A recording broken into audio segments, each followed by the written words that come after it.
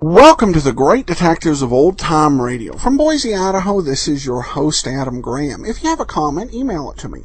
box13@greatdetectives.net. Be sure to cast your vote for the show on Podcast Alley, podcastalley.greatdetectives.net, and give us a call, 208-991-4783. Well, we're going to take a listen to today's episode of Rogues Gallery in just a second, but before we get started with that, I do want to encourage you to try Audible. If you don't have time to read, or you're having difficulty reading, Audible is a great service. It brings you a world of books at an affordable way. With Audible, you get one audiobook a month. You get a audio subscription to your choice of either the New York Times or the Wall Street Journal, and you also receive a 30% discount on other audio titles that you may want to get. You can try Audible out for free. Get a free audiobook. Go to audibletrial.com/greatdetectives. That's audibletrial.com/greatdetectives. Well, we once again skip a few episodes here with lost episodes. Between the last episode we played was from February 21st of 1946, and there were 7 episodes in between that. There was the alias Harold Holloway. There was a Toddle Unknown. There's The Cat Dies Once, A Date with Tangerine, Callahan's Hat. And this episode we played, actually, we're going to play today, was actually supposed to air the previous week, but it was postponed for an unknown reason, but on April 4th. So this is from April 11th of 1946, and the title is The Message. I should let you know in advance, the audio quality is a little spotty, and there's about 20 or 30 seconds of audio missing from the middle between the commercial and Rogue returning. But other than that, the story is complete. Just beware of a few little weak spots in the recording. But with that said, here now is Rogues Gallery and The Message.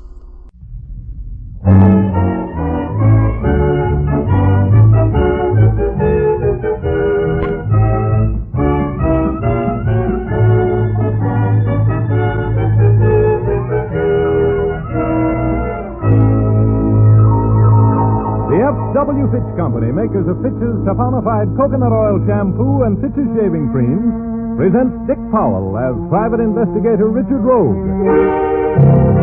in Rogues Gallery.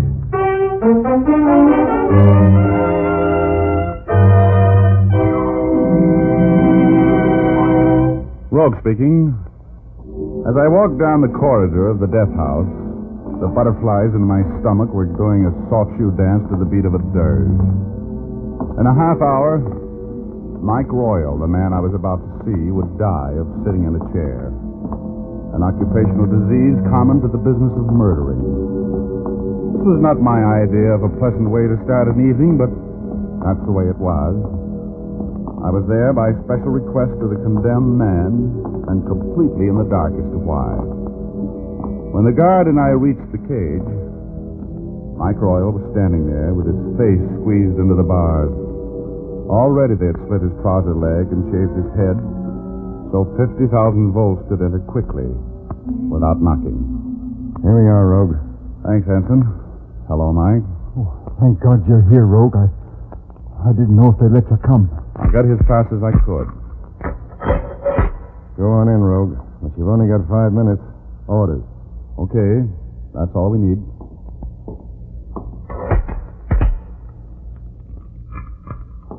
Well, Mike? Has he gone? Listen, Rogue. You've got to help me. Now, Mike, your lawyer's throwing the book at them. Every appeal's been turned down. What can I do for you? I'm not talking about something for me. I want you to help somebody else. Who?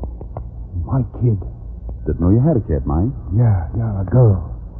Florence. She's 14. In the parochial school at Arlington. Father Shea knows. You must help me get some money for her, Rogue. Well, sure, Mike, sure. The press boys will chip in. We'll get up a little Oh, benefit. you'll get up nothing. I don't want a handout. But, Mike... Listen. I only have a minute left. Now, I want you to get the reward money and split it with her. 10 grand for her and 5 for you, huh? Oh, save your breath, Mike. The insurance company isn't paying $15,000 for your pals, even if you do turn them in. They'll only pay for the return of the stones. I'm talking about the stones. I wouldn't sing on my pals. You know that, and they know it. But what they don't know is where the stones are. And I do, and I'm going to tell you. Why not tell the cops? Because I want her to get the money, you hear? I've never done anything for her all the time that I was alive. And now that I'm as good as dead, I can. You hear? Yes, Mike. I killed a man, and I'm ready to burn for it. Well, that's okay. But wherever I'm going and whoever I have to answer to, I can face it better if I check out doing something decent. And you're the only one who can help me, Rogan. Well, you've just got to give me a break. Okay, Mike, okay. I'll do what I can. Not for you now, but for your kid. Where do I get the stones? An angel will hand them to you. I'll come back to Earth, will you, Mike? Where do I get the stones? An angel will hand them to you. An angel, huh? I see. Yeah, I get it. That's all I can tell you, Rogue. That's all I can tell you. Okay, Mike. Anything you say. Time's up, Rogue. Right, Hanson. Promise me you'll do it, Rogue. Sure I will, Mike. Sure I will. Anything you say. Yeah. And split it 10 and 5, huh? Sure. Anything you say. Yeah. Rogue. Yeah? So long, fella. So long, Mike. That was very nice of you, Mr. Rhodes. Oh, Father Shea. I didn't see you. I just couldn't help hearing you promise to do something for Mike. I don't know what it is, but I can see your heart's in the right place. Father, you haven't been worrying about me. I confess I was beginning to. You know, you've been pretty close to the line of the law. Always just inside, Father. I think you can stop worrying. Perhaps I will. Granting a dying man's last wish is a good sign. A very good sign. Well, the least I could do was say I would. Say you would? You mean you're not going to? I would if I could, Father, but I'm no crystal ball. I can't read his mind. Mike's got angels and his daughter and $15,000 all mixed up in his mind like farmer's salad. Perhaps I can find out what he means and tell you. No, Father. Mike told me to go see an angel. But I'm not quite ready to meet the angels yet.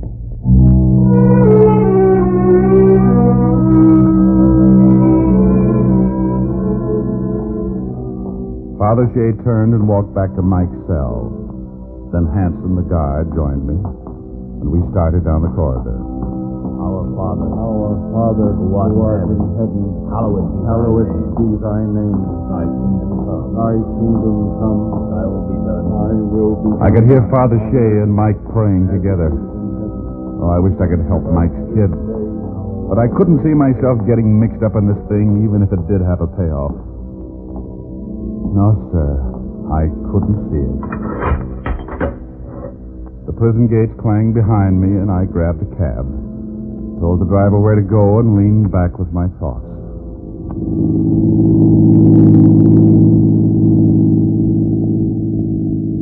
I thought of 4 big shining diamonds. I thought of a $15,000 reward, and of a little girl in parochial school, and of her father, who had made a death house will and testament naming me executor. And I thought of Father Shea's eyes when he thought I was backing out on my promise, and that one screwy line of Mike's, an angel will hand them to you. But any way I looked at it, all it added up to was a headache.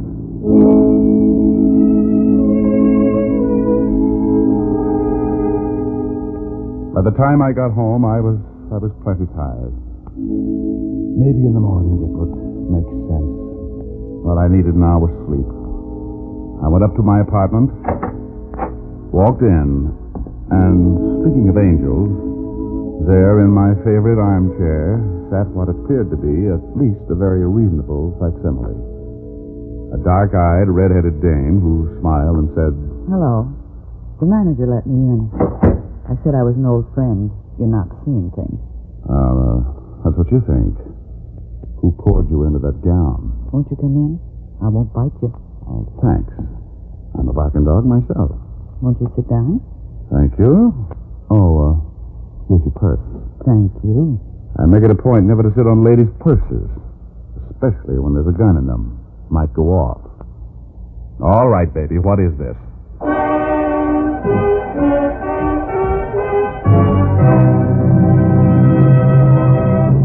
We'll continue our story in just a moment. But first, here's something a woman told us the other day. I like Fitch's saponified coconut oil shampoo for a special reason.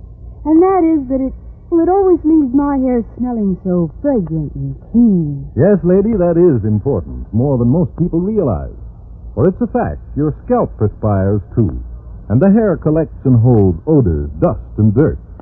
But there's no need to risk offending with scalp odor when regular use of Fitch's saponified coconut oil shampoo will keep your hair fresh and clean.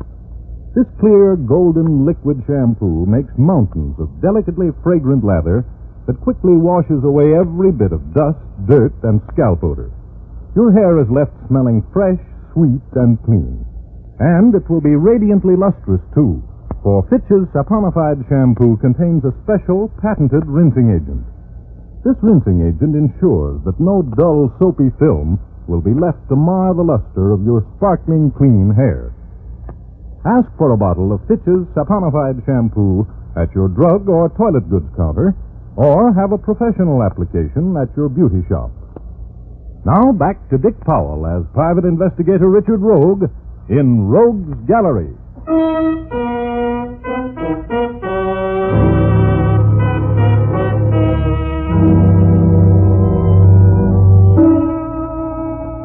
I'm not the type who expects handouts from angels, so when Mike Royal told me, just before he was executed, that an angel would hand me the Maris diamonds, I was as groggy as a New Year's morning. But when I reached my apartment, there sat something that looked very much like an angel, until I found a gun in her purse. You're very clever, aren't you? Well, the doctors at Yale and Harvard are both bidding for my head when I die. I might give one to each. Anything else you'd like to know? Yes. What did Mike Royal tell you? Mike Royal? I didn't come here to play games. Oh. What a pity. What did he tell you? Now listen, baby. I don't know who you are or what you want, but I haven't got it. You're poison, and I don't want any part of you. Now beat it before my fists get out of control. And take your water gun with you. As soon as I empty the water. Here you are. Now crawl back under your rock. Now, listen. Mike Royal told you something. And you're in this whether you like it or not. I don't work alone, and my friends play rough. Baby, I don't care how rough your friends play. We knew Mike would talk before he died. We tailed every visitor and tapped his lawyer's phone. We knew when he sent for you. You were the last guy to see Mike alive, and we also knew you wouldn't tell the cops. Because you love a greenback more than anything in the world. That's right. I love greenbacks. 15,000 of them. 15,000? For the arrest of the Maris vault breakers and killers of the guard, and for the return of aforementioned jewelry. It wouldn't be easy to find those persons. For 15 grand, I'll work hard. So that's it. Little Boy Scout catches the gang, turns in the stones, and collects the merit badge. And 15,000. The stone's worth $500,000 that you can turn in now for 100,000 cash. Is that smart? Play along and we'll be rich. We? Who's we? You and me. Don't you think we could get along? Well, I shouldn't be surprised. What about the rest? Your friends? They're on their own. I said you and me. We could go away somewhere together. Think of it, Rogue. $100,000. Well, that's a lot of moves. You can have anything you want, Rogue. Anything you want. Just you and me all the way. So what do you say? I'm hanging on the ropes, baby. Keep punching. Look outside. It's snowing. It's cold. But in Florida, it's warm in Bermuda all year round. It's getting warmer right here. What did Mike tell you? How do I know you're on the level? Here's a down payment. Baby. Then it hit me. Oh. The guy must have flown out of the closet like a moth. A two-legged moth. Swinging a sap that caught me over the right ear. Every steeple in the world began chiming 9 o'clock. The hands of one big clock kept whirling around like a propeller, with me stuck like a hunk of gum on the end of the minute hand. Then the clock fell over on its back. I was still whirling, but now the hands of the clock were a merry-go-round, faster and faster and faster.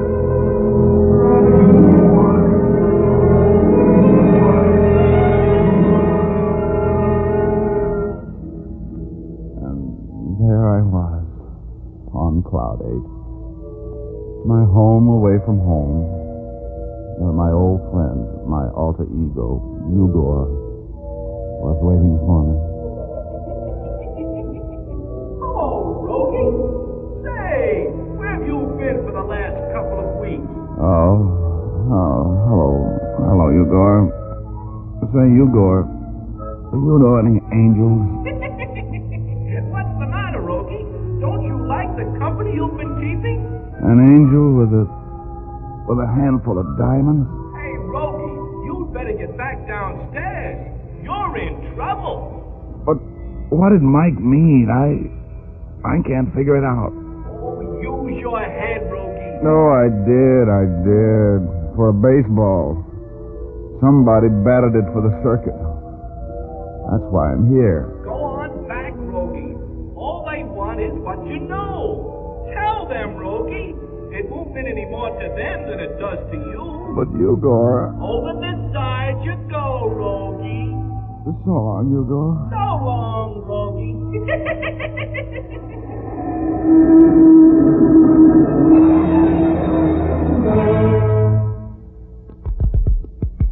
Come on, Rogue. What'd he tell you? Come on or I'll beat it out of you. Did you see Mike Royal tonight? Yes, I saw him. Did he say anything about the jewels? Did he say they were in a vault? Did he say they were in a safety deposit box? Did he say he gave them to a fence? Who did he say you'd get them from? From an angel. What? An angel. Nuts. All he gives us is double talk. I'll slap it out of him if I have to slap his head off. Well, maybe he really doesn't know. He knows plenty. He's seen us, hasn't he? Wait a minute. Listen, Rogue. I'm going to give you one chance more. Who did Mike say would give you the jewels? An angel. No, Joe, take care of him. Almost 10. I've got to dance at the club in 20 minutes. I don't want them to think there's anything wrong. Keep him here. I'll be back. Okay, leave him to me. Just be careful, Joe. And now, brother, I don't want to hear no more talk about angels. Well, then stop asking. I'll keep asking till I get a straight answer. No more funny talk. What did Mike tell you? Here we go again. Sure we do. Until you talk. I'm going to ask you just 10 questions. One with each knuckle. What did Mike tell you? What did Mike tell you? Come on, talk!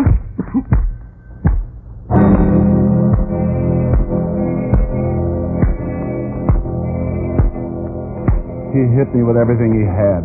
I went sailing across the room, 3 sheets in the wind. I hit the wall and fell to my knees, grabbing at the telephone table for support, and then the phone fell off the cradle. Hang up that phone. And I did. Hung it right on his head. Oh! He went down like the 29 stock market. And now something besides Joe's fist was connecting in my head. Madge said she had to dance at the club. Mike Royal used to hang around the Cherub Club. The Cherub Club. It was a shot in the dark, but I couldn't stop now. I looked at Joe sleeping on the floor. His return train from the land of dreams wouldn't leave for at least an hour. So I headed out for the Cherub Club. Mike Royal had tagged me, and I guess I was it. whether I wanted to play or not.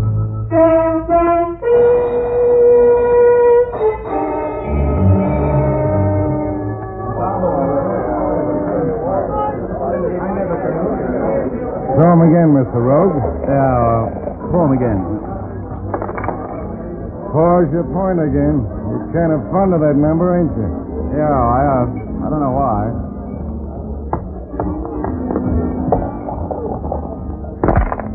6. Pick him up, Mr. Rogue. Huh? Oh, yeah. Say, why don't you keep your mind on this game? Gonna watch the floor show? Watch the floor show. Gonna play dice? Play dice. I'm sorry, Sam. I'm just looking the club over. Looking it over?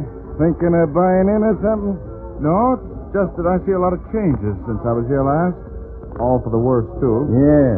Nobody to look after the place since Mike Royal got in trouble and left. Poor Mike. Hey, Mike did hang around here a lot, didn't he, huh? Sure. He was general handyman. Dolled the place up. Fixed props for the gals on the line. Mike was always puttering around. Busy little man. Yeah, too busy. Come on, Mr. Rhodes. Throw the dice. Your point's 4. 7 out. Want to go again? No, just a minute, Sam. Say, you got a dancing doll here who answers to the name of Madge? Madge? Sure. She's out on the floor now. In that line? Second from the end. Oh. In the devil costume, you mean, with the pitchfork? No, that's Lil. Madge is on the other side. The angel with the wings and the crown. Angel? Oh. Yeah. They haven't changed that hungry number for 3 months. Since before Mike left. I can't look at it anymore. Angel, huh? Hey, Sam. Sam, I got $10 that says you can't tell me how to get backstage. I'll take that bet. Huh? Oh. Hello, Joe.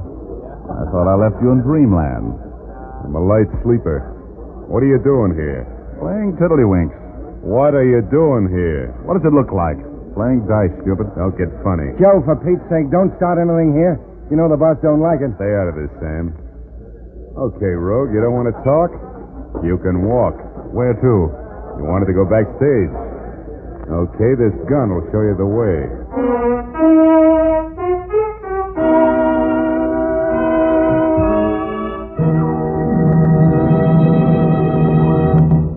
We'll return to Rogue's Gallery in a moment. But now, a word to the men. Your face is something that accompanies you wherever you go.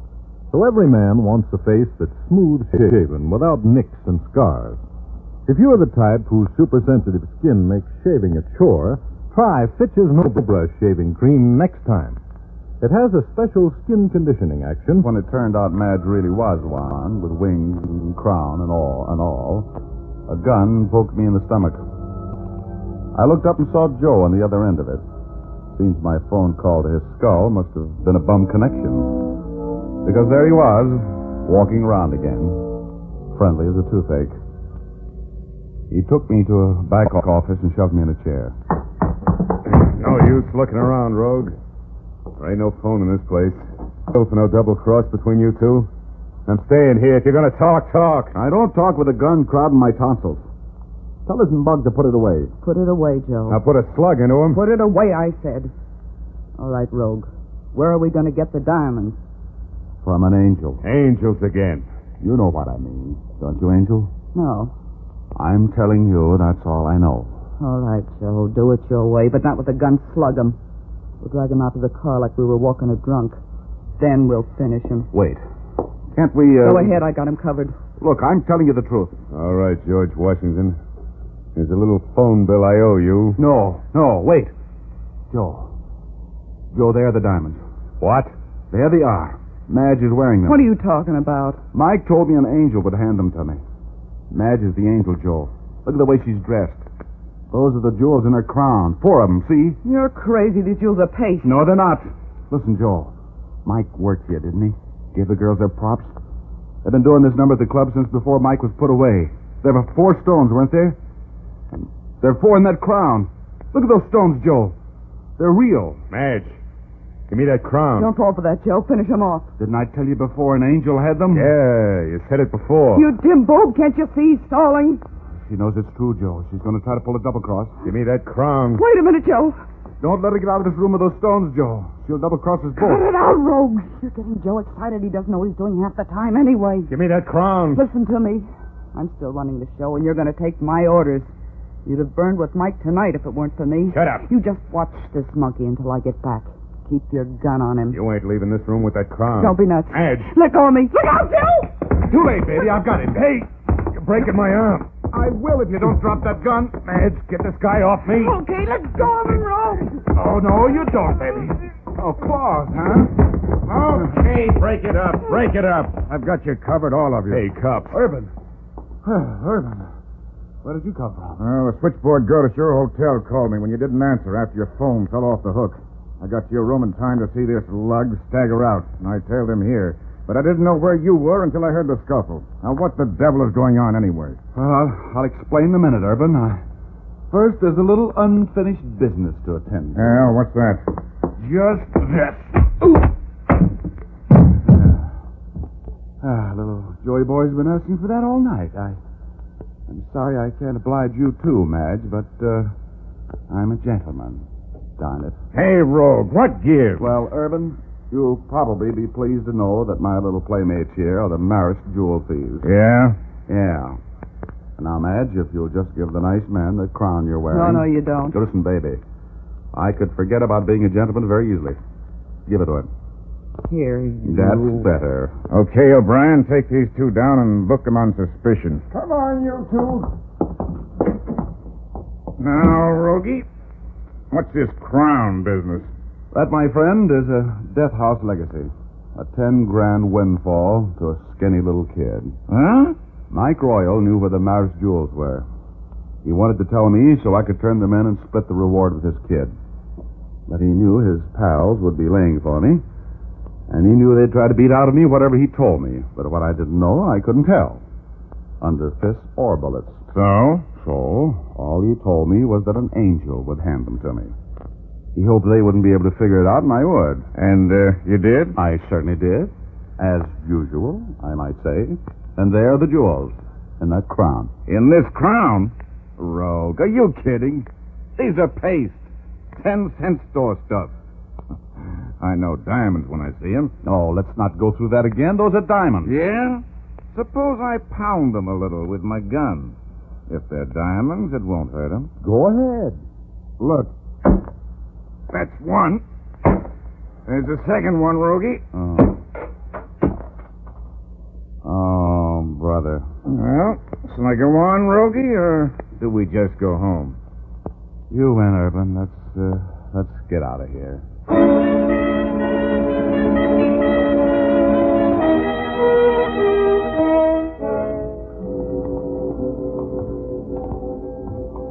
The Cherub Club. Well, I'm glad to see the outside of this place. The Marist jewels. Oh, brother, telling me about diamonds. Thanks for the lumps, lady. Hey, Rogie, who you talking to? The angel on that sign up there. That sign... Hey, Urban. You say you know costume jewelry when you see it? A mile away. Ah, well, take a look at that sign up there. See the stars in that angel's hand? See how bright they are? Now, what would you say they were? 4 glitter stones. From the 5 and 10? From the 5 and 10. Ah, get yourself a ladder, Urban. Climb it and take the Marist jewels out of that angel's hand. Well, I knew it all the time. I was kidding about the crown. You see, Mike didn't tell me an angel would give them to me.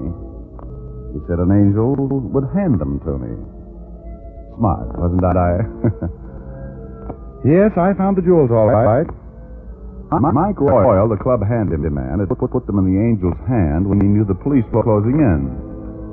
And Mike's daughter in the parochial school got the 10 grand all right. And Joe and Madge got theirs too, life. And me? Well, I took my 5 grand and had a wonderful time. Went right back to the Galloping Dominoes at the Cherub Club. Tried all night long, but I never did make my point.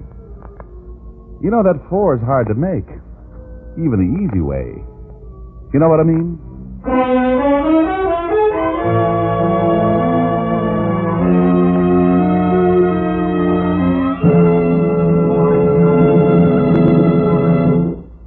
This is Dick Powell again, ladies and gentlemen. I hope you liked our story tonight. Thanks for listening. And now, once again, here's Jim Doyle. Be with us again at the same time next week. And be sure to see Dick Powell in his latest RKO picture, Cornered, at your local theater.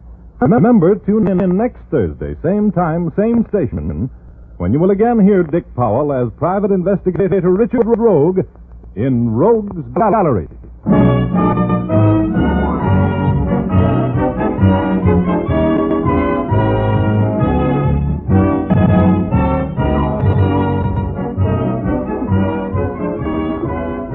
Remember, if dandruff is your problem, ask for Fitch's Dandruff Remover Shampoo. It's the only shampoo made whose guarantee to remove dandruff is backed by one of the world's largest insurance firms. No other shampoo can make this statement. Ask for Fitch's Dandruff Remover Shampoo at your drug or toilet goods counter, beauty or barber shop. Fitch is spelled F-I-T-C-H.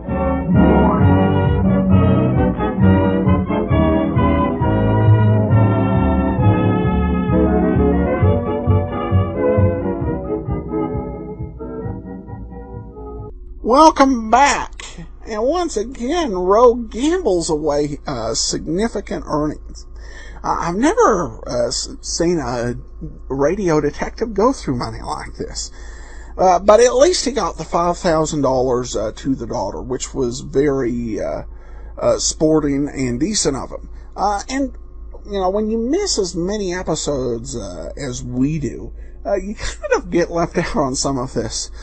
Because Ugor's like, where have you been the last couple of weeks? Well, we just don't have the recordings to know what happened in those. And Gerald Moore continues to impress me as the designated villain. And he has played all sorts, from a sophisticated lawyer to this one, an easily confused thug. So definitely a bit of a showcase for Gerald Moore, better known for his role as Philip Marlowe. Well, we turn now to comments from Patrick, who says, Adam, thank you so much for your efforts in maintaining all of your podcast websites, apps, and such. I've recently stumbled on your podcast, and they have provided me with hours of enjoyment. I particularly like Rogue's Gallery. One of my favorite lines came from the episode Fortune and Furs, where Rogue refers to being as broke as a New Year's resolution. Well, thanks. And, we played Pat Novak for Hire, which was so popular with our listeners back when we did it. But Richard Rogue was the original of that. Snappy line of patter from the hard-boiled radio eye. But he goes on to say, and I look forward to hearing more as you post. I've purchased the app for my iPhone and been listening daily while I draw and paint. I like your idea about going listener-supported and would love to contribute in some way, although incidentally I find myself to be as broke as a New Year's resolution, not once a year, but pretty much year-round. Thanks again, and regards, Patrick. Thanks a lot, Patrick. Appreciate your feedback. And, of course, I understand that if we do try the listener-supported effort, not every listener is going to be able to participate, but that's fine. It definitely understood, particularly in this tight economy we're in. Well, we have a question from Nathan in Houston, who says, this summer I discovered both Dragnet and the Great Detectives podcast, and I love them both. They really helped me survive my tedious summer job of stamping new books at the library. Old-time radio is definitely good for the tedious work, where your mind wants to wander off someplace because your body knows exactly what to do. Definitely makes a great diversion. He goes on to say, you've probably gotten this question like 1 billion times already. Sorry, I'm new, but can you tell me about the theme song for the Great Detectives podcast? I'm crazy about it and would like to have the full song. Who's the artist? And what is the song called? Thanks for all the great episodes. Well, Nathan, as best we can tell, the song was recorded by Basil Adlam, who was a famous orchestra leader at the time, but as to the origin of it, I'm not certain. It could be a classical piece of some sort. A few weeks back, I answered the question of where the song at the end of the Abbots came, but that just was because I'd happened to hear it on the Railroad Hour. if any of you are experts and know what that movement is, because we've received that question a few times, I would love to hear from you at box13@greatdetectives.net, because I'm not certain. But thanks for the question and for the comments, and that'll actually do it for this week. We will be back on Wednesday with Let George Do It, and next week we'll pay another visit to Rogue's Gallery. In the meanwhile, send your comments to box13@greatdetectives.net. Give us a call at 208-991-4783. And become one of our friends on Facebook. We'd like to cross the 900 mark. We're about 860, 870 on Facebook. Go to facebook.com/radiodetectives. But from Boise, Idaho, this is your host, Adam Graham, signing off.